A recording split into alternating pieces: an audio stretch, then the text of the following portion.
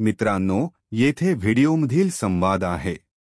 मित्रांनो, ठरलं तर मग या मालिकेच्या आजच्या भागामध्ये चैतन्य सायली आणि अर्जुनला विचारतो या पेंडंट बद्दल आपल्याला अजून काय माहित आहे. तेव्हा सायली सांगू लागते की पेंडंटच वजन किती आहे आणि त्याने जे पेंडंट बनवले त्या कारागिराच नाव आणि 8 ऑगस्ट 1995 ला ते विकत घेतलं गेलं. ते चैतन्य हे सगळं आता ऐकतो आणि विचारतो, एक मिनिट सायली वहिनी, तू आता तारीख काय म्हणाली. तेव्हा सायली सांगू लागते 8 ऑगस्ट 1995. तेव्हा चैतन्य सांगतो ही तर साक्षीची बर्थ डेट आहे. हे ऐकून अर्जुन आणि सायलीला आता आश्चर्याचा धक्काच बसतो. दोघेही विचारतात काय. मग चैतन्य म्हणतो हो, ही तर साक्षीची बर्थ डेट आहे. त्यानंतर आता तो भूतकाळात जातो. त्याला आठवतं की जेव्हा साक्षी आणि मी एकत्र राहत होतो तेव्हा मला ड्रॉवरमध्ये मला पॉवर बंक शोधायला सांगितली होती. एक डायरी सुद्धा होती. साक्षी तेथे येऊन विचारते, हाय स्वीट हार्ट, सापडली का माझी पॉवर बंक. तेव्हा तो हसतो आणि म्हणतो, हे बघ, पॉवर बंक तर नाही सापडली, परंतु बघ मला इथे ह्या भंगारामध्ये काय सापडले. तेव्हा ती त्याला एक थापट मारते आणि विचारते, भंगार काय म्हणतोस. मग तो विचारतो कुणाचा आहे. मग हा जुना पुराणा फोटो. ती म्हणते आईचा आहे. चैतन्य म्हणतो सॉरी खरंच मला याबद्दल काही माहित नव्हतं, पहिल्यांदाच पाहिला ना हा फोटो, त्यामुळे कन्फ्युजन झालं. मग साक्षी तिच्या आईबद्दल सांगू लागते, खरं सांगू चैतन्य, मला खरंच आईबद्दल असं नीट काही माहित नाहीये रे. अरे मी खूपच असं तानाबाळ होते ज्यावेळी आई ना मला सोडून गेली. सगळे म्हणत होते की खूप छान, साधी, सरळ आणि सिंपल होती कालिंदी. तेव्हा चैतन्य विचारतो, कालिंदी नाव होतं का. खूप छान आहेत हा, कालिंदी शिखरे. तेव्हा साक्षी म्हणते, नाही कालिंदी शिखरे नाही तर कालिंदी महाडिक. आईने कधीही सासरच आडनाव जोडलं नाही, माहेरचंच आडनाव तिच्या नावापुढे लावायची आणि ते म्हणजे महाडिक, कालिंदी महाडिक. मग चैतन्याला हे सगळं बोलणं आठवतं आणि तो विचारतो, सायली वहिनी मला एक सांग, त्या बाईचं नाव काय म्हणालीस तू, ज्या बाईने हे पेंडंट बनवलं होतं त्या बाईचं नाव. तेव्हा सायली विचार करते आणि म्हणते कालिंदी. मग पुढे आडनाव काय होतं असं चैतन्य विचारतो. तेव्हा अर्जुन सायली एकमेकांकडे पाहतात आणि महाडिक असा शब्द एकत्रच बोलतात. त्यामुळे आता चैतन्याला जबरदस्त असा धक्का बसतो, कारण कालिंदी महाडिक ही आता साक्षीची आई असते आणि चैतन्य त्याबद्दलच सायली आणि अर्जुनला सांगतो, कालिंदी महाडिक ही साक्षीची आई आहे. त्या सासरकडच नाही तर माहेरच आडनाव त्यांच्या नावासमोर जोडायच्या असं सांगितल्यानंतर आता सायली अर्जुन धक्क्याने एकमेकांकडे पाहत म्हणतात की आत्ता समजलं, कालिंदी महाडिक म्हणजे साक्षीची आई. खरं तर साक्षी विरोधात आता खूप मोठे पुरावे सायली अर्जुनच्या हाती लागलेले असतात. त्यानंतर अर्जुन खुश होतो आणि म्हणतो की सगळे डॉट्स आपल्याला हवे तसे आता जोडता येत, कारण त्या पेंडंटचा डिझाईन म्हणजेच साक्षी शिखरे आणि ती बाई जिने पेंडंट गिफ्ट केलं आणि कालिंदी महाडिक म्हणजे साक्षीची आई आणि तिच्या बर्थडेसाठी तिने हे पेंडंट साक्षीला दिलं होतं. ग्रेट असं म्हणून अर्जुन सायलीकडे पाहतो, कारण त्यांच्या हाती आता चांगले धागेदोरे लागलेले असतात. इकडे प्रिया बाहेर येते आणि अर्जुनच्या रूम जवळ जाऊन तेथे कान लावून त्या तिघांच बोलणं ऐकू लागते, कारण चैतन्याला तिने पाहिलेलं असतं की यांची काहीतरी सिक्रेट मीटिंग चालली आहे. मग इथे कोणी नाही ना हे ती पाहते आणि लगेचच दरवाजाला कान लावून तिथे ऐकत बसते. सायली आतमध्ये म्हणत असते की म्हणजे कोल्हापूर हे साक्षीचा आजोळ असेल का. अर्जुन म्हणतो हो, ते तिचा आजोळच आहे. मग चैतन्य देखील सांगू लागतो की साक्षीच्या तोंडून मी कोल्हापूरच 1-2 वेळा नाव सुद्धा ऐकलं. मग सायली सांगते, जे रस्ते 2 वेगवेगळ्या ठिकाण होऊन निघाले आहेत असं आपल्याला वाटतं, ते सगळे काही साक्षीपाशीच येऊन थांबले आहेत. आता सायलीच हे कोड्यातल बोलणं नेमकं बाहेर प्रिया ऐकते आणि तिला धक्का बसतो. आतमध्ये अर्जुन आता खुश असतो, कारण साक्षी विरोधाचे पुरावे त्याला सापडलेले असतात. मग आता तो म्हणतो, साक्षी महिप्त शिखर बाहेर प्रियाने हे सगळं बोलणं ऐकल्यामुळे ती जरा धक्क्यातच असते आणि म्हणते, बापरे, या सायलीने साक्षीच नाव का घेतलं असेल, या केसबद्दल नवीन काहीतरी यांच्या हाताला लागलं की काय, असं म्हणून ती पुन्हा आता दरवाजाला कान लावून ते बोलणं त्यांचं ऐकू लागते. आता समोरच कल्पना आणि प्रतापची रूम असल्यामुळे कल्पना नेमकी रूममधून बाहेर येते आणि समोर तिला प्रिया दिसते आणि ती चोरून चोरून बोलणं ऐकतीय. सायली अर्जुनच हे तिला समजलेलं असतं आणि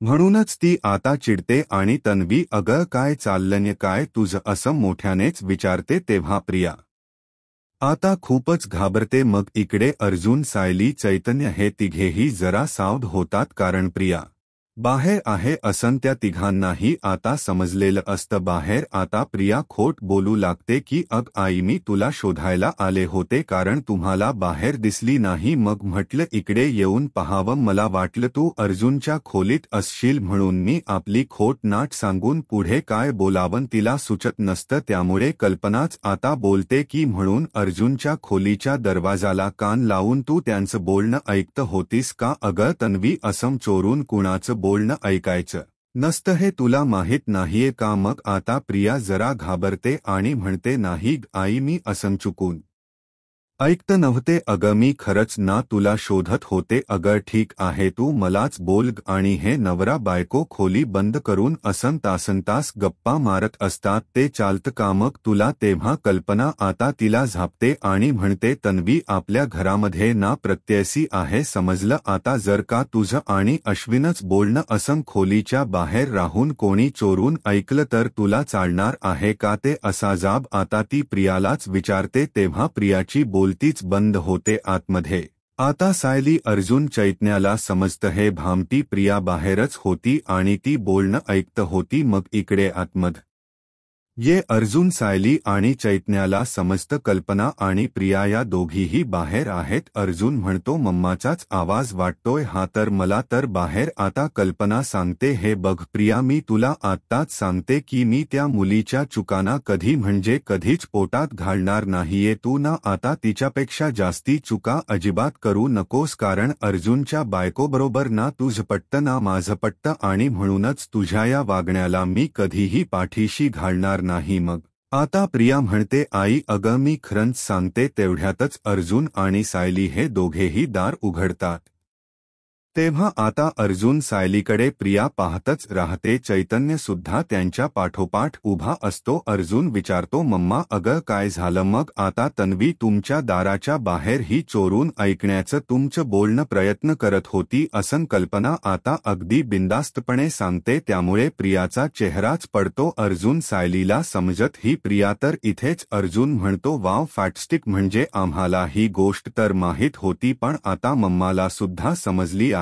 तेव्हा कल्पना म्हणते, मी आता तिला समज दिली आहे त्यामुळे ती पुन्हा असं करणार नाही. पण घरचे वाद एवढ्या मोठ्या थराला घेऊन जाऊ नका. आता इथून पुढे थोडीशी डिग्निटी ठेवा. मग आता त्यावेळी अर्जुन हसतो आणि म्हणतो, तन्वी, हे फक्त तुझ्यासाठी होता हा आणि आमच्यासाठी नाही. तेव्हा प्रिया सांगू लागते, आई अग माझ्यावर विश्वास ठेव ना, मी खरं सांगते अग तुला. पण आता कल्पना एक सुद्धा तिला तोंडातून शब्द पुढे काढू देत नाही आणि तिला गप्पच राहायला सांगते. त्यामुळे प्रियाचा पोपट होतो. तिला वाटत नेहमीप्रमाणे काय मी अशी बोलेल आणि आई लगेच माझ्या बोलण्यावर विश्वास ठेवेल. पण आता कल्पनाने पाहिलेलं असतं की ही चोरून चोरून बोलणं ऐकते आणि प्रियाचा खोटारडेपणा थोडा का होईना आता तिच्या समोर येत असतो. त्यामुळे ती आता तिला जरा गप्पच राहायला सांगते. त्यावेळी कल्पना तेथून जाते तर अर्जुन म्हणतो, कुत्र्याचा शेपूट वाकते वाकडच असं मी म्हणालो असतो, पण कसा आहे ना त्यामध्ये कुत्र्याचा अपमान होईल असं प्रियाला संबोधून तो जेव्हा म्हणतो तेव्हा मात्र चैतन्य आणि सायली हे दोघेही हसतात आणि अर्जुनही त्यांच्या जोडीने हसू लागतो आणि मग प्रियाकडे पाहत म्हणतो, किती क्यूट असतात ना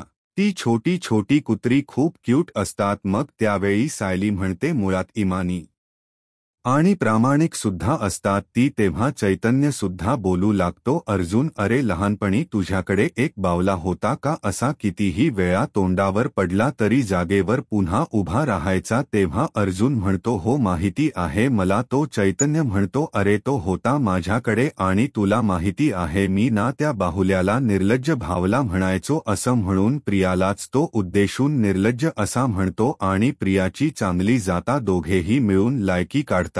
तेव्हा प्रिया रागातच आता त्यांच्याकडे पाहते आणि अगदी पाय आपटतच तेथून जाते. अर्जुन सायली चैतन्य हसतात आणि निर्लज्जच आहे असं म्हणून पुन्हा रूमकडे जातात. त्यानंतर ते तिघेही पुन्हा आतमध्ये येऊन दार बंद करतात. मग सायली म्हणते अहो तुम्हाला काय वाटतं, प्रियाने आपलं बोलणं ऐकलं तर नसेल ना, कारण आपल्या हाती एवढा मोठा पुरावा लागलाय हे तिला अजिबात कळायला नको. तेव्हा अर्जुन सांगतो की आय थिंक समजल्या नसतील, कारण ती अशी गप्प नसती. 4 गोष्टी ना तिने आपल्याला ऐकवल्या सुद्धा असत्या. त्यानंतर चैतन्य म्हणतो हो मलाही तसंच वाटतं. बर मी निघू का आता अर्जुन, कारण आजच जे डिस्कशन झालं ना ते सगळं काही मी नोट डाऊन करून ठेवतो. तेव्हा तो अर्जुन सायलीला बाय असं म्हणतो आणि मग तेथून जातो. तिकडे प्रिया तिच्या रूममध्ये येते आणि म्हणते की त्या कल्पीला नको तिकडे तडमडायची काय गरज होती, आता नेहमीच नको तिकडे आपली अक्कल पाजत असते तिला ना आता पूर्वीसारखी गोड गोड बोलून अगदी घोळातच घ्यायला हवी. पण तेच तर आता मला सध्या झेपत नाहीये ना पूर्वीसारखं गोड गोड बोलायचं, सगळ्यांची सिंपथी मिळवायची, कारण एवढे महिने मी छान सुनेच नाटक सुरू ठेवले परंतु आता मला अजिबातच सहन होत नाहीये. एक वेळ त्या सुभेदारांचा थोबाड जरी दिसलं ना तरीही संताप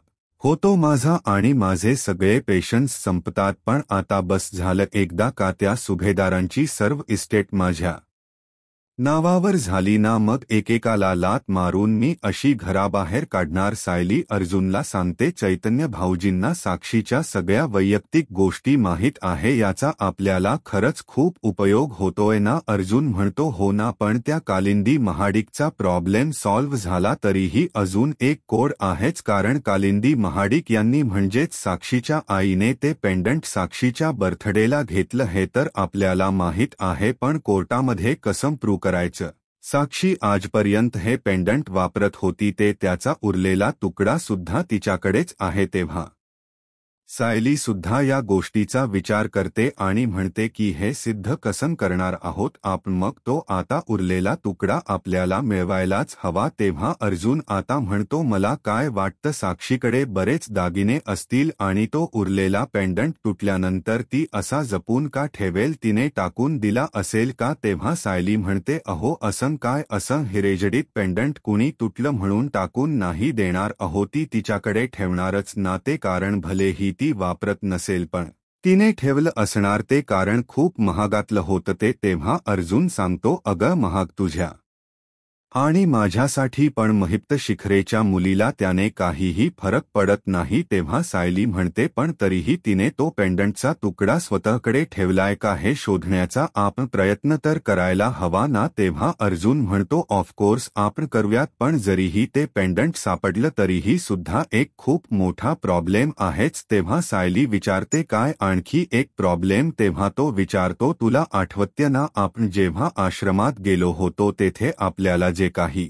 सापडलं होतं ते सगळे पुरावे आपण पोलीस स्टेशनमध्ये सबमिट केले होते जे आगीमध्ये डिस्ट्रॉय झाले. तेव्हा सायलीला आता आठवत की कशा प्रकारे अर्जुनने तेव्हा मला ही बॅड न्यूज सांगितली होती की जेव्हा आम्ही पुरावे गोळा केले तेव्हाच नेमके ते आगीमध्ये डिस्ट्रॉय झाले होते. त्यावेळी आता सायलीला हे आठवल्यानंतर ती म्हणते हो माहिती आहे. अर्जुन म्हणतो हा फक्त सोन्याचा तुकडा आणि ते व्हिजिटिंग कार्ड आपण आपल्याकडे ठेवलं होतं आणि म्हणूनच आपल्याकडे ते अगदी सेफ राहिलं. तेव्हा अर्जुनला आता आठवतं की जेव्हा मी 5 एव्हिडन्स पोलिसांकडे दिले होते तेव्हा त्यातला सोन्याचा तुकडा मी माझ्याकडेच ठेवून घेतला होता, पण आता आता कोर्टामध्ये कसम सांगायचं की आपण हे दोन पुरावे आपल्याकडेच ठेवून घेतले होते, जरीही त्या पेंडंटचा तुकडा या तुकड्याशी मॅच झाला तरीही हे प्रूव्ह म्हणून कोर्टामध्ये दाखवायचं तरी कसं. तर आता अर्जुन सायली त्याच विचारात पडतात, पुढे करायचं काय. दुसऱ्या दिवशी सायली किचनमध्ये जाते आणि आपलं काम करत असते. तिच्या मनात आता एकच विचार असतो की साक्षीने त्या पेंडंटचा तुकडा खरंच टाकून दिला असेल की तिच्या जवळच ठेवला असेल हे शोधायचं तरी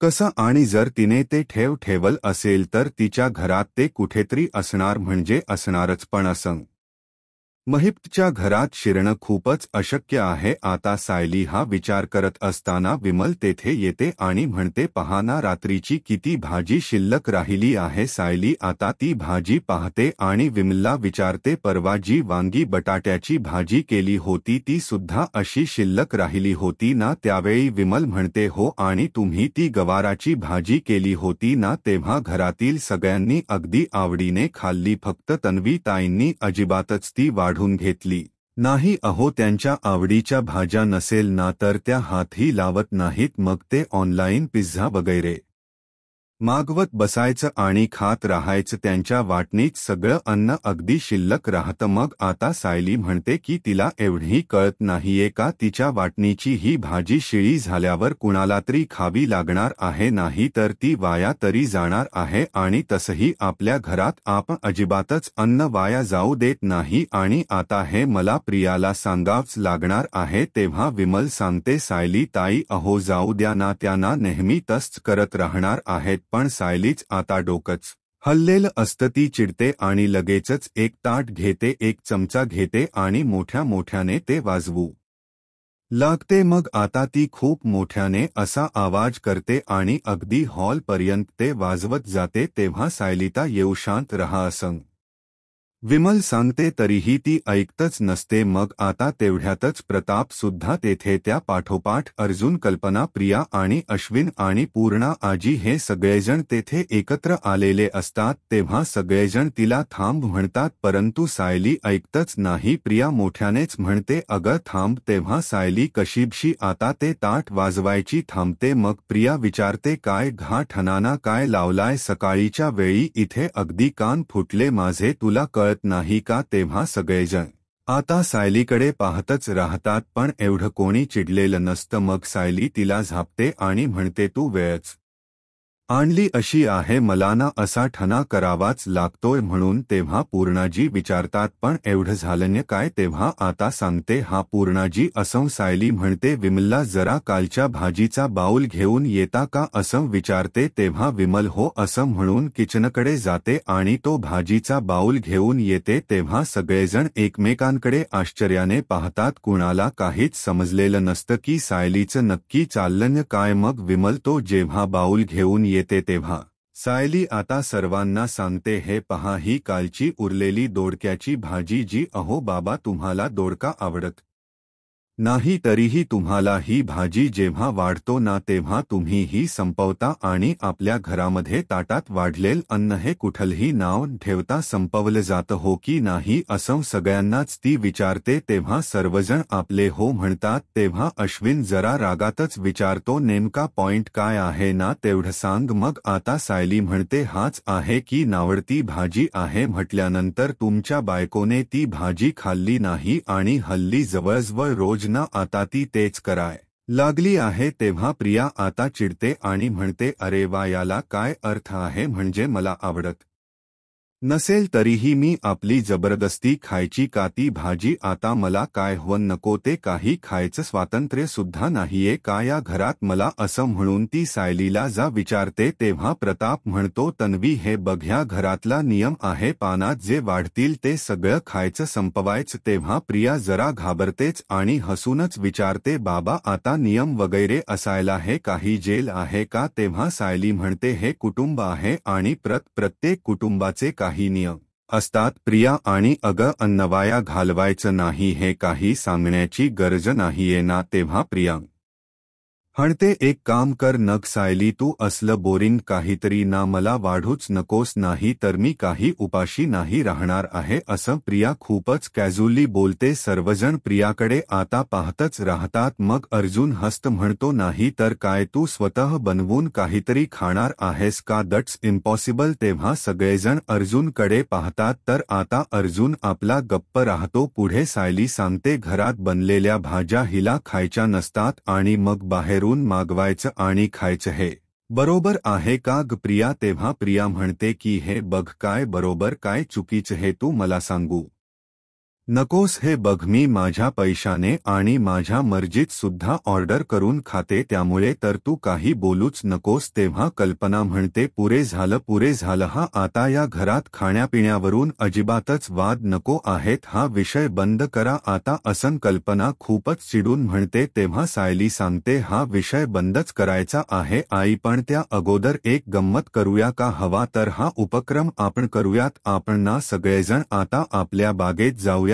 तेव्हा प्रिया आता वैतागूनच म्हणते हे बघ फडतूस उपक्रम वगैरे कोणी करणार नाहीये हा आणि मी तर अजिबात नाही. तेव्हा आता प्रताप म्हणतो हे बघ तन्वी आम्ही काय करायचं नाही तू ठरवू नकोस. हा आता पूर्णा आजी आता विचारतात पण काय करायचं काय कोणता उपक्रम? तेव्हा सायली सांगते की तुम्ही फक्त माझ्याबरोबर ना बागेत या. मग कल्पना विचारते बागेत आता जाऊन काय करायचं? तेव्हा प्रताप म्हणतो मला मान्य आहे. अगं सायलीच्या मनात काय आहे ते बघूया तरी. अर्जुन पण म्हणतो मी सुद्धा यायला तयार आहे. अश्विन म्हणतो पण आपण सगळ्यांनी आपला वेळ उगीचच का वाया घालवायचा आहे?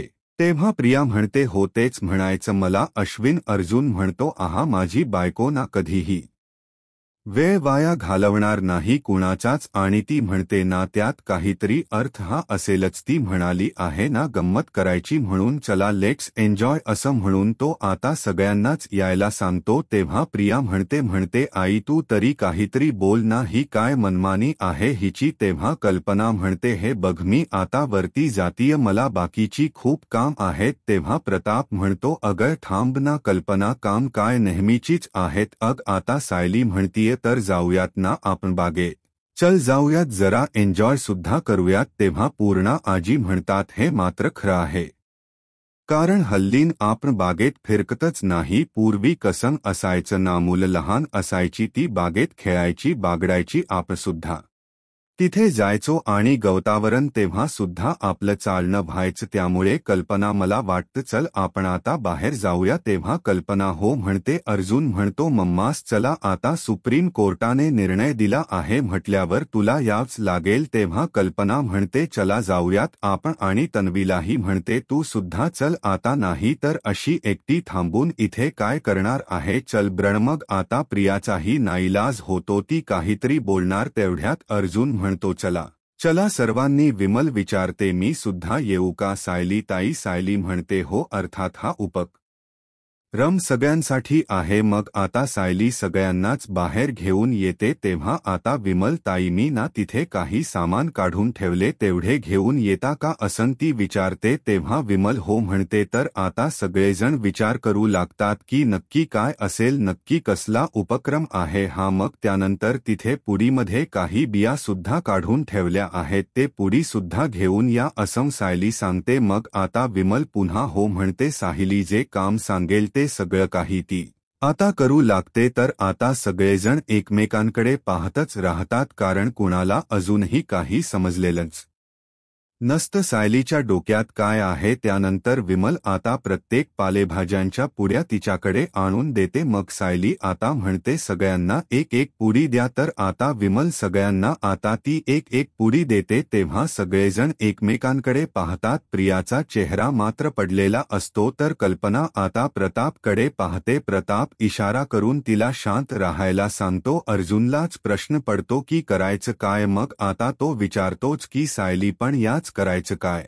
तेव्हा ती म्हणते आज आपण फक्त आपली बागच साफ करायची नाहीये तर थोडी शेती सुद्धा आपण करायची आहे तेव्हा सर्वजण आश्चर्याने सायलीकडे पाहतात आणि विचारतात काय शेती करायची तर अर्जुनला आणि बाकी सर्वांना खूपच आनंद होतो. सगळेजण सायलीकडे पाहतच राहतात. तर आता मित्रांनो पुढील भागामध्ये सायली आणि अर्जुन हे दोघेही आता गाडीमध्ये असतात. सायलीने आपलं वेषांतर केलेलं असतं. सायलीने मिनीकट घातलेला असतो आणि कुणाला तो समजून सुद्धा येत नसतो आणि मास्क सुद्धा लावलेला असतो. त्याच वेळी अर्जुन आता सायलीला म्हणतो की याचा अर्ध लॉकेट आपल्याला सापडलं तर सगळ्या गोष्टींचे पुरावे आपल्याकडे आहेत असं आपण समजू आणि आपण खूप मोठी लढाई जिंकू. मग त्यानंतर महिपच्या घरात शिरण्यासाठी सायली अर्जुनने हा प्लान केलेला असतो. तर सायली आता खरंच वेषांतर करून साक्षीच्या रूममध्ये राहते आणि पाणी पाणी असं खोकलत खूप म्हणत असते. तेव्हा साक्षी आता पाणी आणण्यासाठी तिकडे जाते. तर सायली ड्रॉवरमध्ये आणि वेगवेगळ्या ठिकाणी आता ते लॉकेट शोधू लागते. तिच्या हाताला 1-2 लॉकेट लागतात. तर अर्जुन आता सायलीला कॉल करतो आणि म्हणतो पटकन लॉकेट शोधा आणि बाहेर ये. सायली फोनवर बोलत असते हो मी येतीय बाहेर. पटकन तेवढ्यातच साक्षी आता तेथे येते आणि सायलीच्या खांद्यावर हात ठेवते. तर सायली आता खूप घाबरते कारण तिने आता साक्षीला तिथे पाहिलेलं असतं. तर आता मित्रांनो अशाच मालिकेंचे पुढील भाग पाहण्यासाठी चॅनलला सबस्क्राईब करा.